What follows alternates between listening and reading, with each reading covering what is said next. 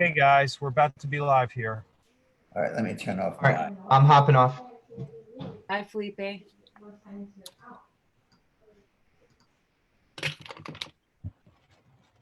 everybody. Hi, Tom. Hi there. Richard Saul Wurman. We're with Richard Saul Wurman. How do you hear me? I'm fine. I want more than that out of you right now. Well, I thought that was a check. Well, I mean, I guess it was in a form. So here we are. I am, it's funny. So yesterday, we did this show and I did it from I'm filling up my car. And I went down to Florida. I picked up my son. We met in Melbourne. I'm driving down there. And then at 9 p.m. I picked him up and I drove back north, and I'm back in Santee, South Carolina, at the exact same place I was yesterday at the same time. So anyway, I'm parked in the exact same spot. The difference is it's raining today. It's raining. Whatever. Can you hear the pitter pat or not? No, I can't. Okay, good. Okay, well, how many hi. people are on this thing? So if I say that, am I just speaking to you when I answer? Or am I speaking to more people?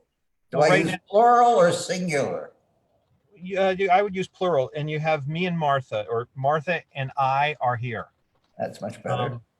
And Martha oversees our neighborhoods, which is among the reasons she's here, but she's here for kind of a variety of reasons. And I mean, just by way of background, Richard Saul Wurman, because it's pouring now. Do you hear that? No. Okay, great. It's really loud.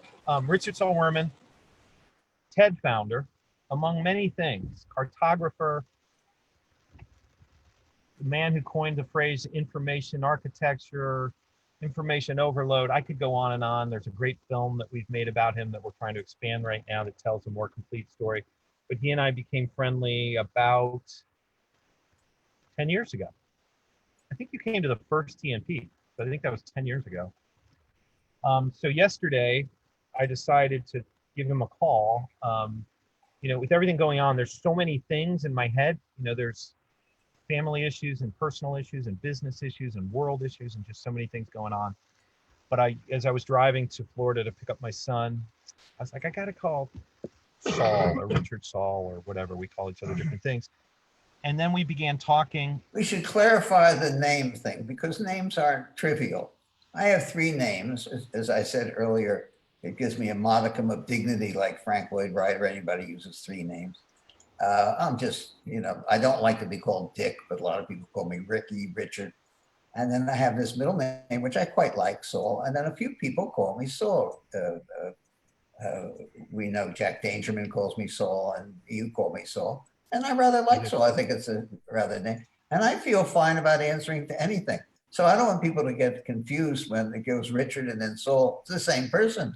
And for some reason, I do get called Saul by a bunch of people. Jack has 20,000 people working for him, and so they call me Saul because he calls me Saul. And most of the other 100,000 people I know call me Richard or Richard or Rick. Old people from Philly call me Rick. And I don't get confused. I think people who call me things get confused, but I'm not confused. They all sound like my name. Yeah. So, and yes, Saul. I call you Saul or RSW. That's fine, and I like that. Yeah. So you and I started talking about a few different things, and among them was age. My father's 83, and he struggles with some respiratory issues. So I'm scared.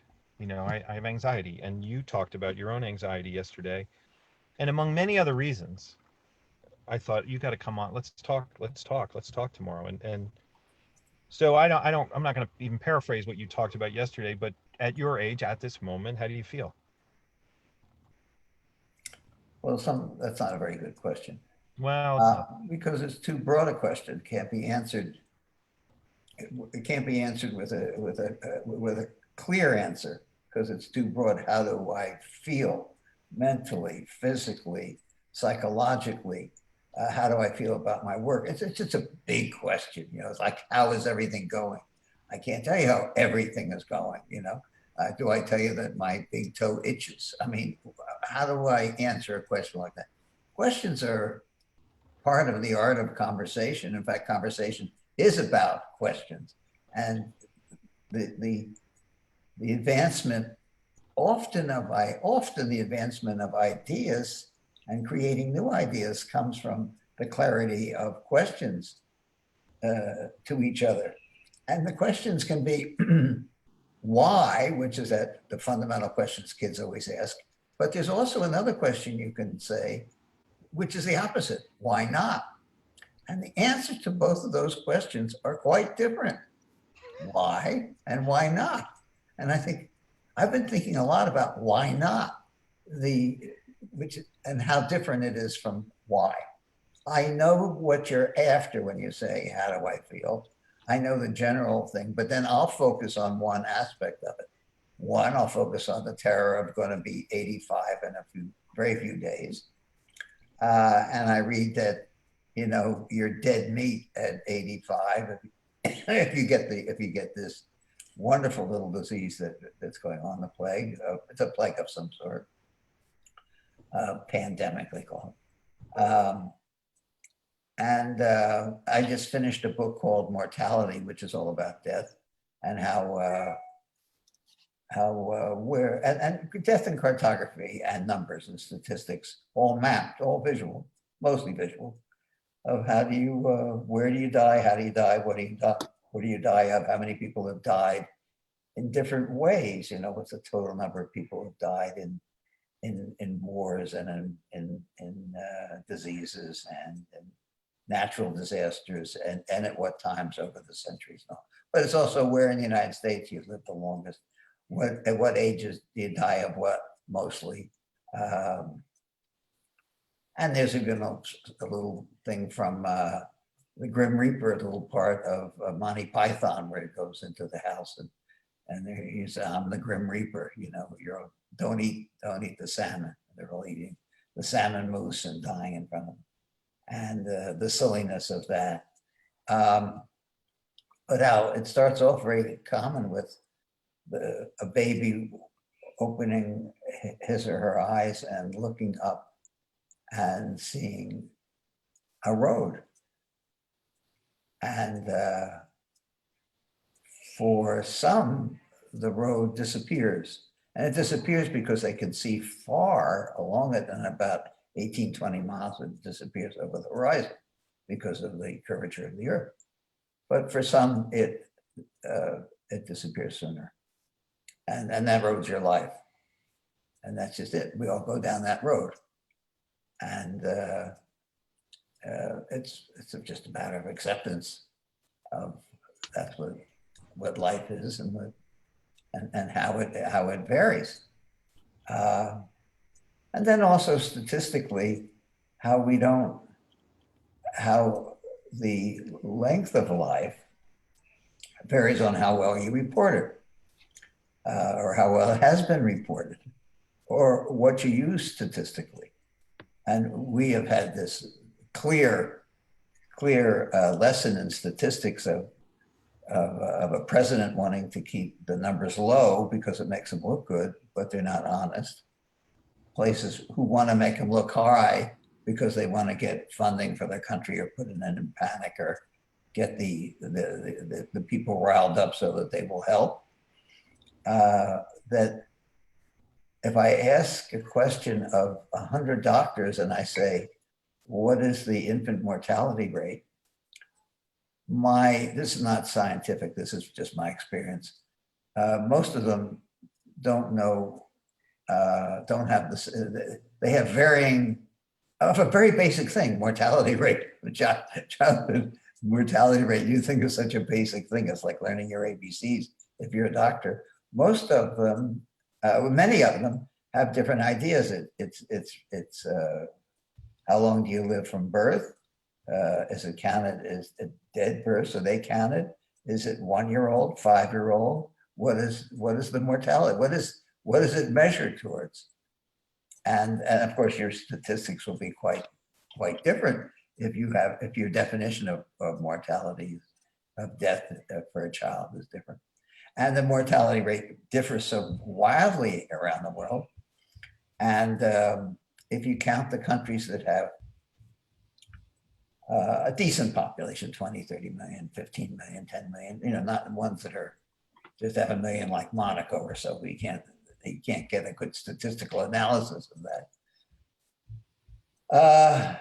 The lowest at this moment is Japan is 0.9, and it's 0 to 1 year old. Live birth to 1 year old. They changed it within a year recently from 1.5, which was still very low. In America, it's over 5.5. They changed it's 5. I don't want to start giving you all kinds of numbers you won't remember. It's 5 times what it is in Japan. What they did in Japan was they passed some ordinances that said you just had, as soon as you knew you were pregnant, and people knew when they were pregnant, it was by law, by ordinance, by something, or by obedience, which would be more likely in Japan because people, are obedient. They had to see a pediatrician. Just being observed by somebody in that period of time, the 9 months while they were pregnant, did a massive change in the mortality rate. Now it seems like I'm talking about little teeny trivia, but just think of if the mortality rate goes down just a little bit, all those people live. And if all those people live, many of them get married and have other children. I mean, it's a huge difference. A little teeny change in the mortality rate changes the population massively. And nobody thinks of that little teeny thing, that little change in mortality rate. And I got fascinated by that things we just don't even think about really change lives, and a lot of other statistics. I'm not a statistician. I'm really a dumb shit that is curious about stuff. And I want to know, why do we have that anyway, and what does it affect? We don't live that much longer, as the doctors will tell you, because of new medicine, of great new doctors and great new treatment and everything. We don't live nearly as long as you would think from their braggadocio. We just don't die young. People used to die of childhood diseases. There was just a bunch of them. They died of measles and mumps and whooping cough and all kinds of childhood diseases. But the statistics are from birth to death. Well, if you don't die young, your statistics change enormously. Hi, Mr. Wurman. No, I'm on So turning off my phone. let's relate this. I'm sorry, I've got off the thing because I can go anywhere with anything, that. Well, but it's what you're saying is certainly valuable.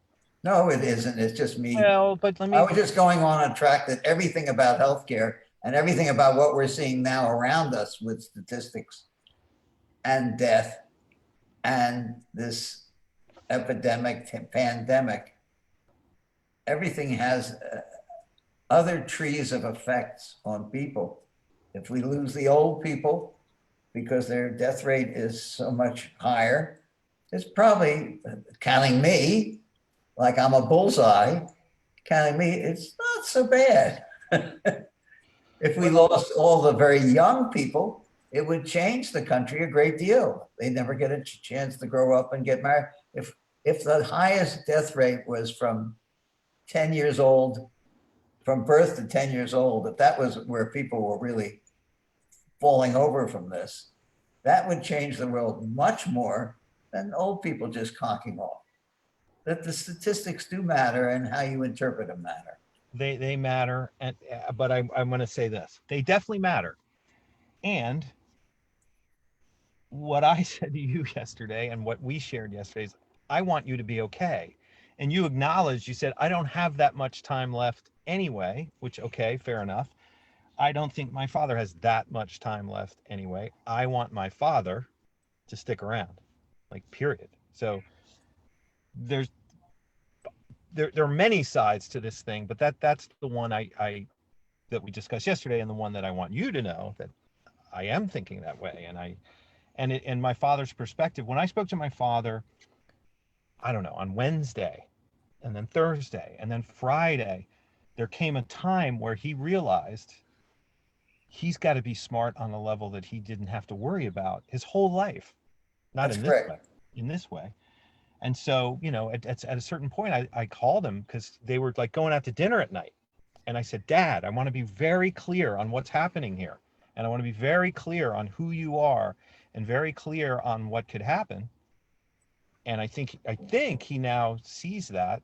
And I don't want to scare him. I guess I want to scare him just enough so that he pays attention. And maybe on a certain level, it's selfish because, yes, I don't want to be hurt and I don't want other people in my family to be hurt. But I want to think it's selfless. I don't want you to be hurt. My wife and I are taking it very seriously. I'm 75. She's 75. I'm 85. We are in the bullseye zone. We are not going out to dinner. We are locked in this we have a wonderful house, but we're locked in this little wonderful house. We're stocked up with food. We're going to be watching television, reading books. I'm doing a lot of sculpture and some painting. And it's okay. It's lemon and lemonade. It might be a very constructive period in my life. It might not be, but it's certainly different. And I find as fascinating as anything is that I'm interested in history, and there's been plagues all the time. There's been things that have romped around the world, halfway around the world. I grew up with polio, much smaller plague than this as far as numbers, but much more devastating because it hit the young people. That's why it was so much more frightening. Front page, big numbers every day with every death. And it went around the world. So that's why the person who found the vaccine, Salk, was on the cover of Time. He was the most famous person in the world. The person who finds the vaccine here will not be the most famous person in the world. They'll be mentioned for a day in the text. Yeah. It's different. But it's interesting that it happens, and it's going to happen again. There's going to be things that hit large populations. It's some cycle, but not a regular cycle. I'm gonna shift here. So first off, let me just someone has joined us, Simon. On my screen, he's lower right. I don't know if he's lower right on your screen, but that Simon Greer is in Hawaii. And Simon, we changed the time because this is when I could stop. So nothing more than that. That's a production note. And thanks for being flexible. And I want to get home. I just want to get home. And I think generally I'm not a freak about this stuff, but I just want to be home before they curfew me out of getting home. And I've got about 700 more miles to go. But Saul, I call and others call Simon the conversation whisperer. He worked with people struggling to find common ground. We just did a great program. Simon led it out at Oberlin College. It was between Oberlin College and Spring Arbor University, a evangelical school and a more secular school, a more right school and a more left school. It was a beautiful thing. And that's the kind of work that Simon does. We've been doing a variety of projects like that together. But you're about to turn 85. When you turned 80, we did a project together, and I'm going to show that right now. Wasn't that a fun night? It was great. And so let's look at that, and then we'll be back, and now Martha, you're going to keep me up to date and tell me I'm ready. If I'm doing this right. Okay, here we go. Tell me if it's okay. Working.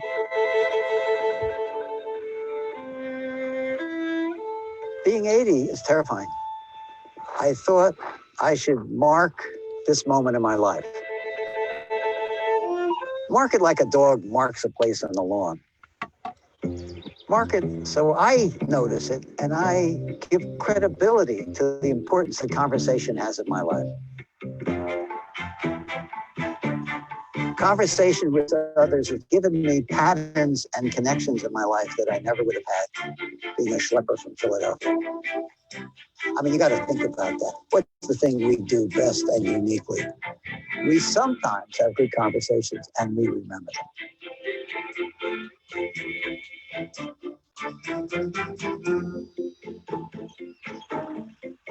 Tonight, I thought we'd have an improvised conversation between Yo-Yo Ma, Moshe Zafti, Frank Gehry, John Kamen, Richard Saul Wurman. You only get asked to come to stupid things like this. Oh, boy.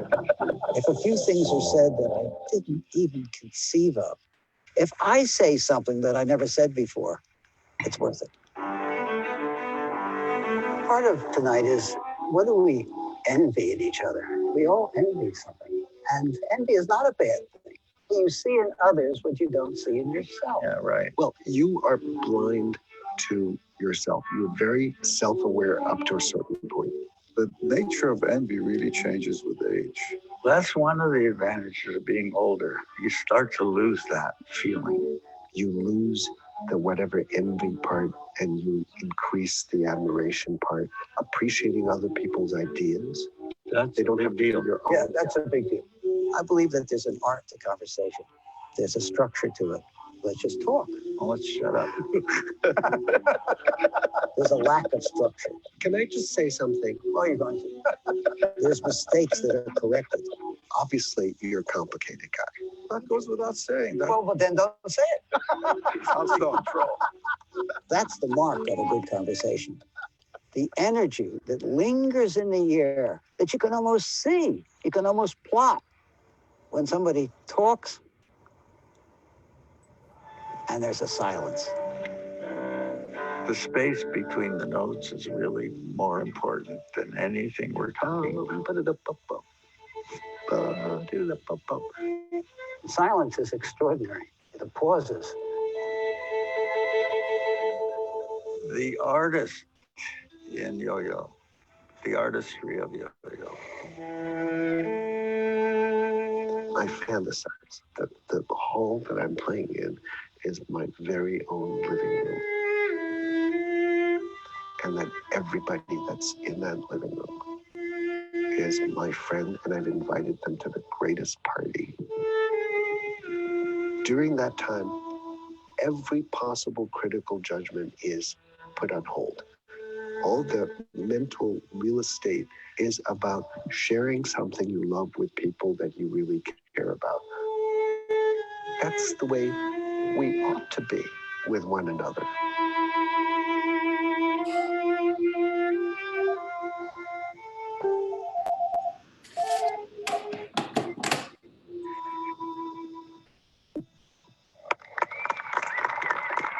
In the end, we come back to the conversation, touching the flesh, seeing the nod, holding hands. We come back to being together. We come back to being human. Thank you all for coming. It was magic.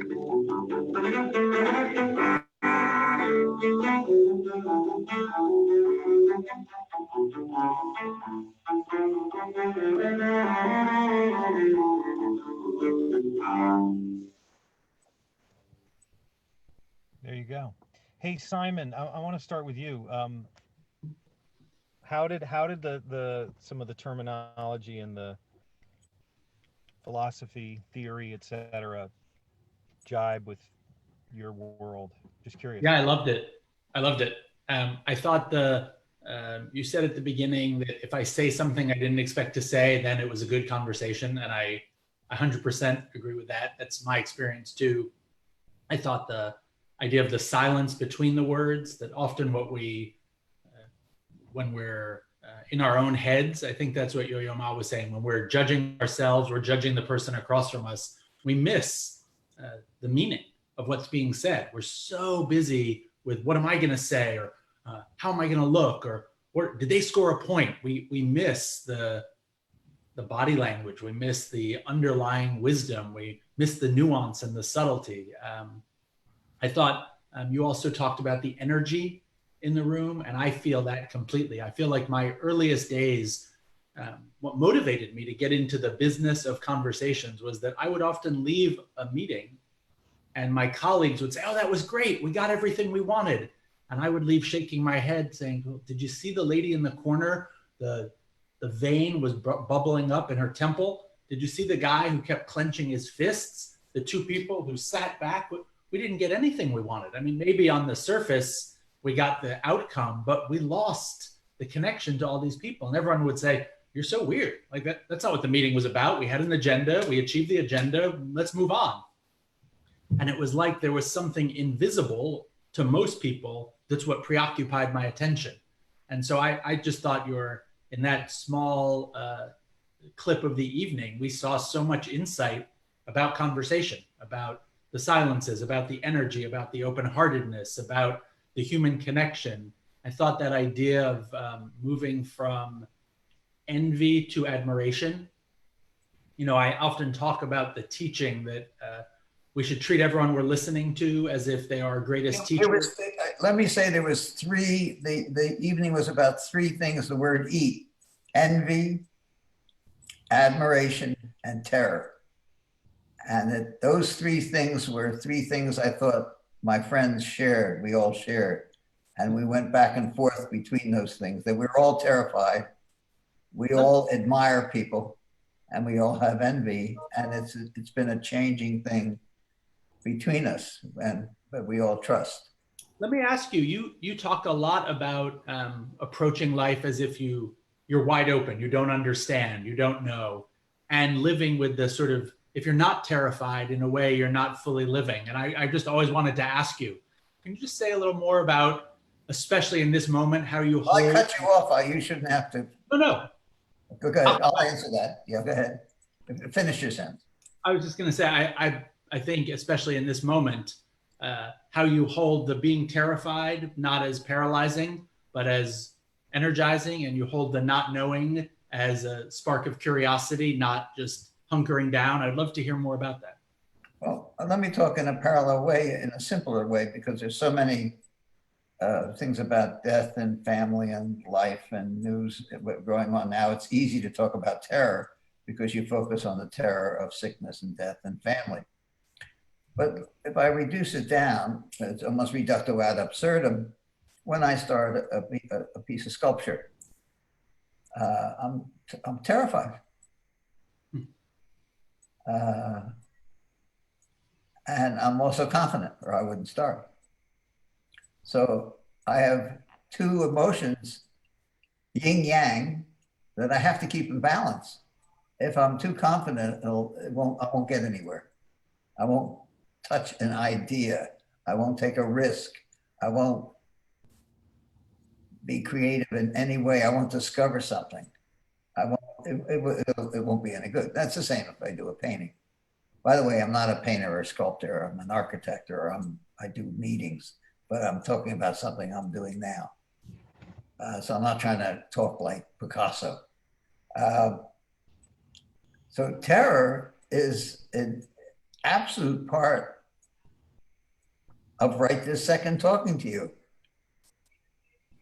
I'm confident I can talk with you and we can all be Tommy-centric, right?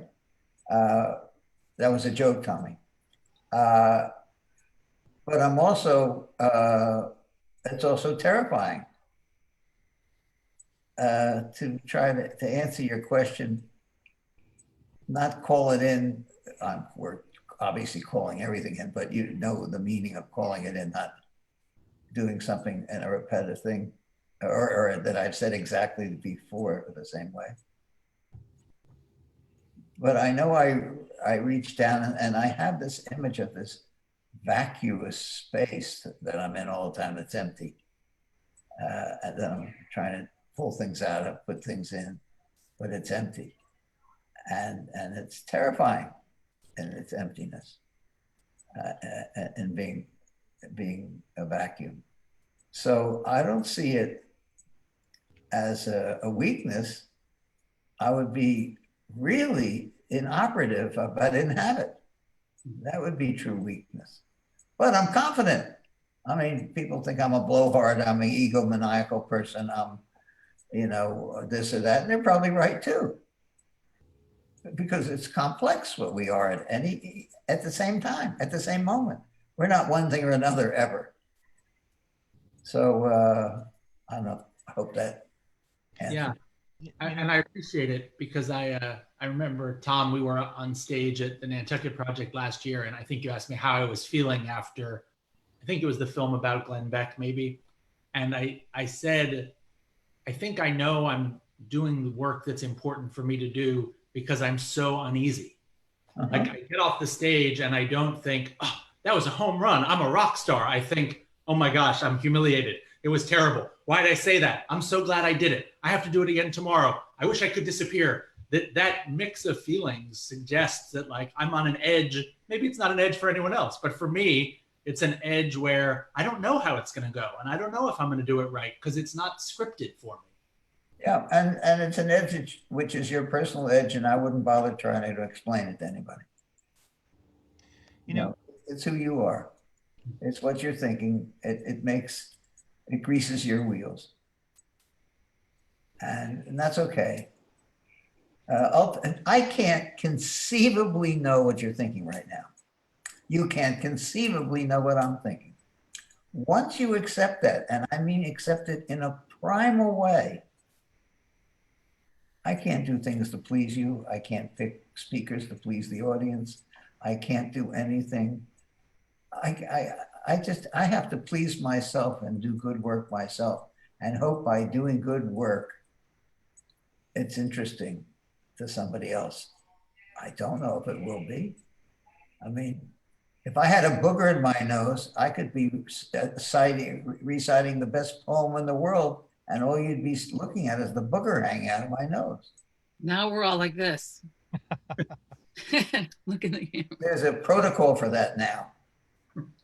Because of this, because of the disease we have. We don't do it with our hands like that. Yeah. But that's okay. So oh no. Besides, it was disgusting. Yeah. a couple thoughts. You have to talk louder, Tommy. How do you hear me now? A little bit better. Okay. Go ahead. So I'm going to give you guys a quick little history thing. So you and I met at the first TNP, and then you and I began a dialogue. We were evolving and doing different things. I remember I said to you at one time, one of the things we want to be different, one of the things that we would like to be different about our organization is that we want to have impact. And we were in a mode where we were going to sort of ask people to make pledges and do different things and, enact certain actions. And you said to me, get the story right.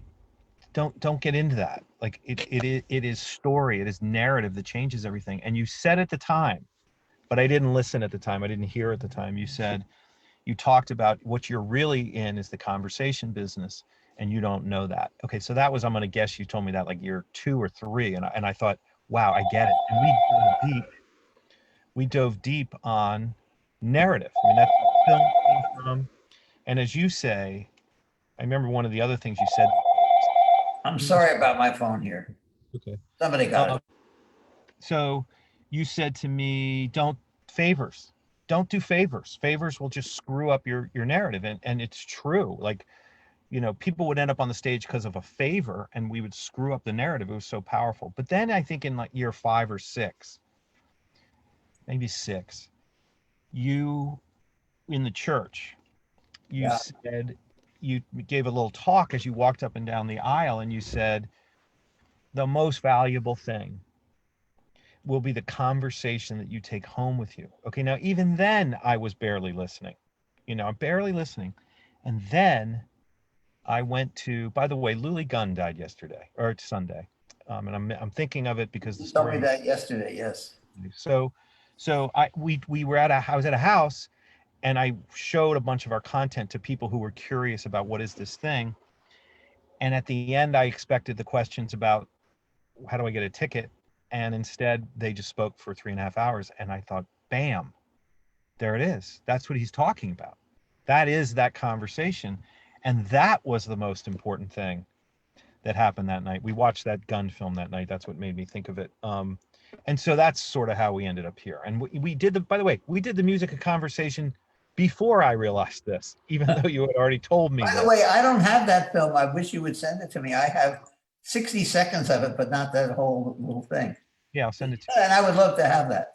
Anyway, so that's just a little bit of the evolution and sort of the wisdom that you had, and that's how we came together with Simon. I think one of the things that I've been helping Dan Klein a little bit with your book, and one of the things he observes is that there's a personal nature to what we do that is sort of maybe what you might call our innovation. I don't like that terming it that way.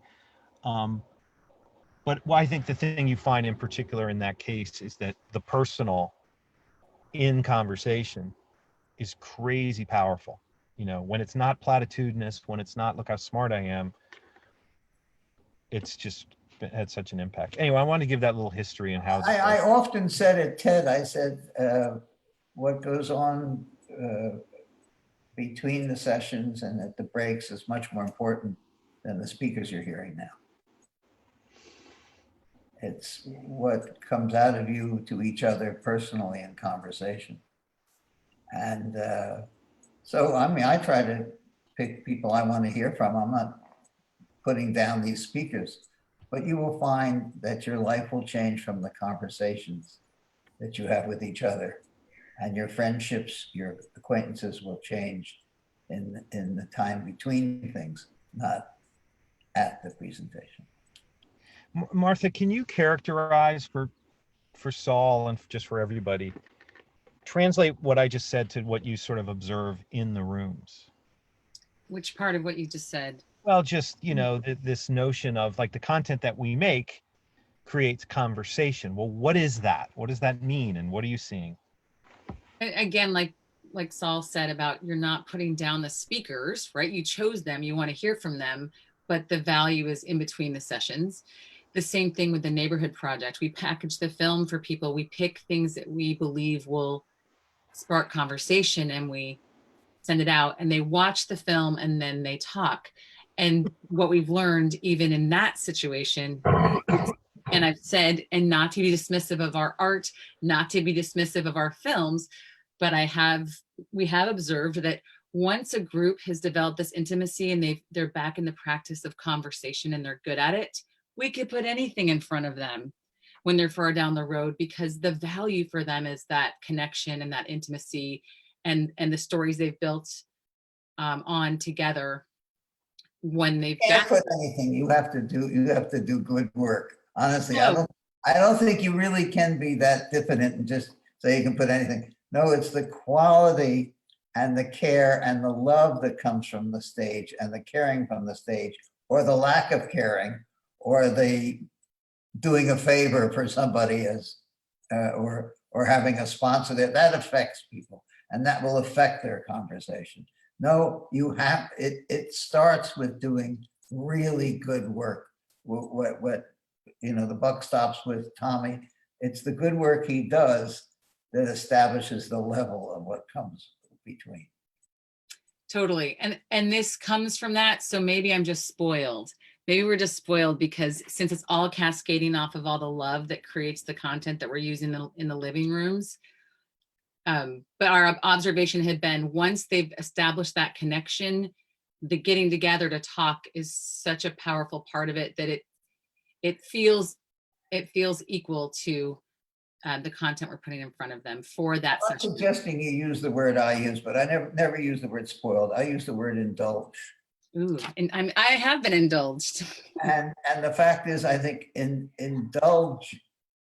indulgent is actually a goal. It's not something in our society. Of course, people think that's terrible to be indulgent.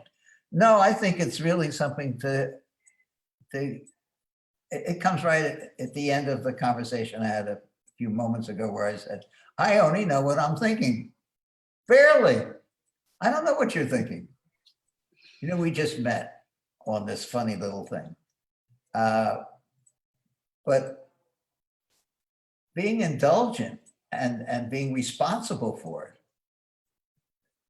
not calling it in, not showing off, but being terrified with that indulgence. Is it good enough? Am I good enough? It's when Lou Kahn, at the end of one of my books on Lou, looks and says, wonder, the personification of the word wonder. Wonder how am I doing wonder? And he talks to the word wonder like it's a person, it's a God, really. How am I doing wonder? Not wonderful, but wonder. Is the world, is the things we're seeing, is the things we're thinking about, is the work we're doing, is the things we're putting together, do they create wonder in me? And that wonder is a joy of joys. I'm Well, curious. I'm curious if the opposite is true. If a lack of wonder, a lack of love, a lack of caring, a lack of curiosity, a lack of being terrified, is that why we have so few good conversations? Why so many people are starving for a living room where they can really talk and open up and be heard? What? Because people who come to TNP, people who come to the neighborhood project, they're so thrilled that this exists. And it suggests that they're not finding it somewhere else. And so I guess I'm curious, why is it that we have such a hard time as a culture, as a people? I'll say a couple things that'll make you cringe and probably will make it so we never talk again. I don't really care what they think. I don't care that they're having those problems. I'm not trying to change them. I really don't care. I care about doing good work. Now, I know that if I do good work in what I create, it might affect others. They might make a comment that might make my work better, but I don't do it for them. I do it just to do good work because it's what I just got finished saying, it's the only person I know. I don't know their troubles.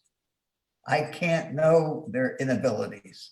I can't know whether they have 10 shells around them and everything they're saying.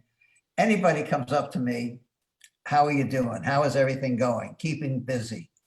Good to see you. Well, it's just nonsense. I'm insulted by that because they're not really asking me a question they want an answer to. And if you ask a question you don't want an answer to or know you can't be answered, it's a lie. And I don't want to deal with liars.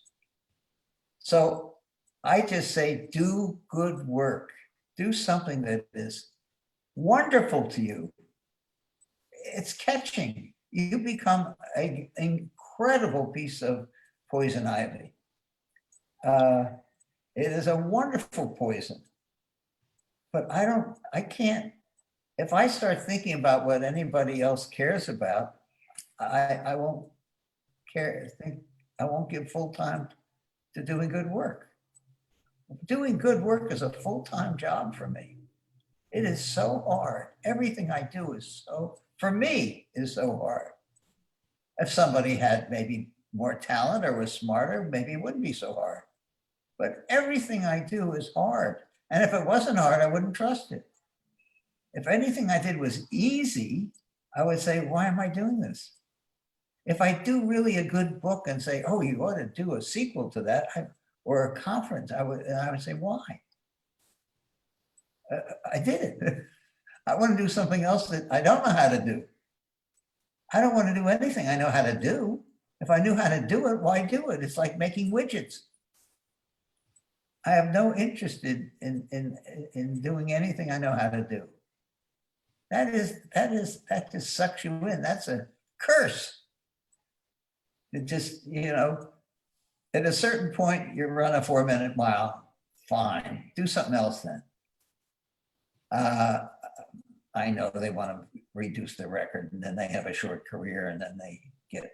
So I know what I'm saying is semi-nonsense, this thing, but I would be so bored after I got to something I wanted to do and to do it again.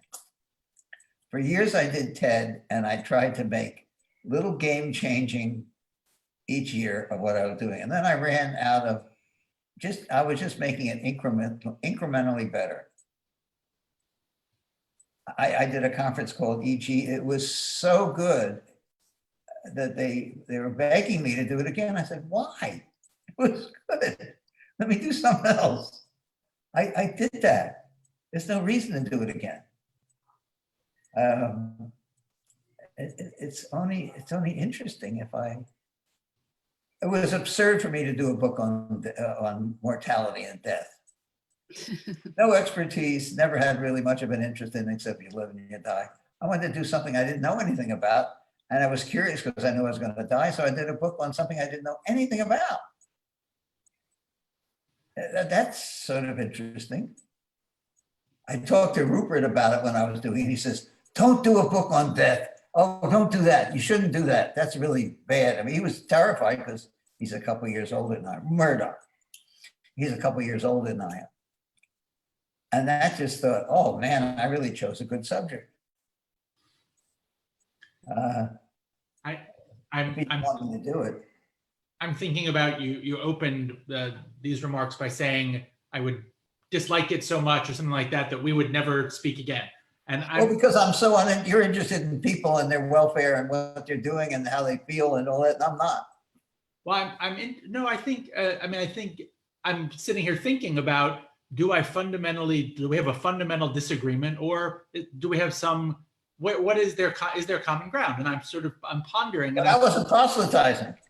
No, fair enough. What I thought was really, for me, valuable is that I think it's true that when we do things because we think other people will care, like Tom's point about putting the person on stage because of the sponsor, or producing the product because we think it'll be good for someone else, they'll like it, it loses an authenticity or a soul to it, that it doesn't come from my natural creativity. It's like an effort to please, and that can really be destructive of creativity and of a pure contribution. So I agreed with you there. I thought, for me, a lot of doing things a second or third time isn't doing them again because it's with different people. And so that it's not a repeat because the cast of characters are different. And so I will often ask the same question in 50 different settings, but it's a different question because the crowd is different. And so I was just thinking about what is repeating something and what is doing it anew for me. I want this has to be perfectly clear. I was really not proselytizing. I don't want anybody to live their life the way I live my life. I don't care enough about people that I want to have somebody walking behind me. It is not. I'm not saying that this is a good way of doing things. It's not a religion. It's not even. I wouldn't teach a course in it. I don't teach. I don't care. I just care about doing something that's okay and that I don't know how to do. And that's the only territory that keeps me awake. And it's the only thing that keeps my terror up. And I have enough things in my life that I'm confident that it's in check. But it's an uncomfortable, constant uncomfortable check. And that's enjoyable to me. I mean, that's life. I'm going to interject. What our cells are doing all the time. They're fighting each other. Let me. I have to interject too, because there are time issues that are bumping into us right now. But one, I want to say just an observation and a tiny bit of history, which is I've heard some of this from you before, and I think this relates to I loved David and Goliath, the Gladwell book. And you look at these different personalities, and one of the things that Gladwell talks about is that David is predictably going to win. It's not long odds. It's actually predictable that David is going to win, and David's take on all these different sort of characteristics. And I think that, and I don't mean this in a judgmental way, I really do not. I know from my own experience in the addiction world, for example, there are people who go there every day as passionate scientists of how can I help somebody a little bit more, and that is their curiosity, that is their love, that is their passion, and that they can create those things for them in their way, that do some things that what you're describing are just different. And to the extent that people are truly passionate about their work so much that they want to give everything to that and believe that that will have another set of great outcomes for people generally, which you may not be motivated by that. I'm not going to judge that or not. I mean, generally, I think you kind of said you're not, which is to say the outcome part of that. But that is what produces the outcome. And I think there's But I'm not judgmental of that. I think that's fine. I think, and that's why I wanted to say this. I'm taking this narrow little path, which is an odd path. I don't know why I got there. My parents weren't that way. People around me weren't that way. I was that way in kindergarten. I didn't have a pleasant life because I never changed. I was always selfish, I guess. I mean, what I am, it would pass for being selfish and indulgent, and the words that we don't like in our society: lack of compassion, lack of empathy. I can lie about it. I can make myself seem like a nicer person. And there's people who think I'm a good person because the work I do, they like, and they think it's doing good for humanity. Therefore, I'm a good person. You know that there's people who think I'm a good person. Well, that's all right. I don't play canasta with them. Okay, so Simon, I'm just going to say I want to continue this conversation in the realm, not now, but I want to talk about this notion of a morning routine because I think the timeliness of it may be interesting. So I just want to sort of stick that thought in your head and think about how we can sort of go from here to there. Not necessarily with what we're doing right now, but just in some format. And then the other thing is, there's a great image. Simon wrote an article, which we're going to be posting, which I'm going to just sort of say observations of where we are, which, I'm going to say one observation that I just want to say that I've read a decent amount about the building of the bomb and how Einstein felt about it before World War II and how he felt about it during World War II. And, the bomb was made, basically assembled and made during World War II, right? And I mention it because we're in our own little moment, our own little struggle, and things will. By the way, I knew two of the people personally that worked there. One was Philip Morrison and the other was Richard Feynman. And I knew them, and certainly it was interesting. We talked a little bit about it, and it's fascinating. Yeah. They were doing their job and they were very excited. Well, so right now calls for new things. We should not expect the current. We should expect the new. The new will happen now in some form. And anyway, and I think it relates to this. But Simon, just back to your observations, Gagi put together a great poster that I want to share that sort of highlights. Well, he made this poster for your article, and I just thought it was beautiful. Can you guys see that? Oh yeah. Have you seen that, Simon? I just saw a clip of it from Dan last night. Yeah, it's beautiful. I mean, this is